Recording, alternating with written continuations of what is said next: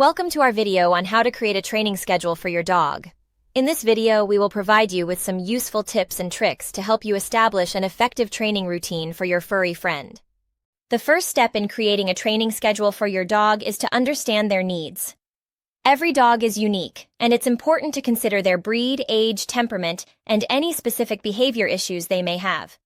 Next, you need to define your training goals.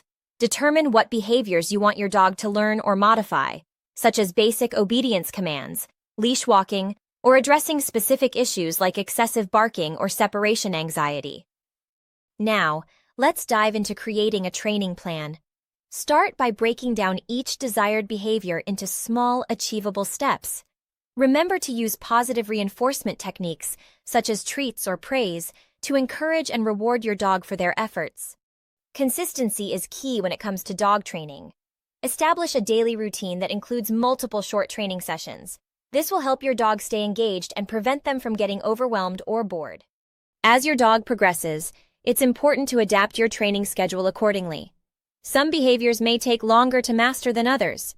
Regularly evaluate your dog's progress and make necessary adjustments to ensure the training remains effective. That wraps up our video on creating a training schedule for your dog.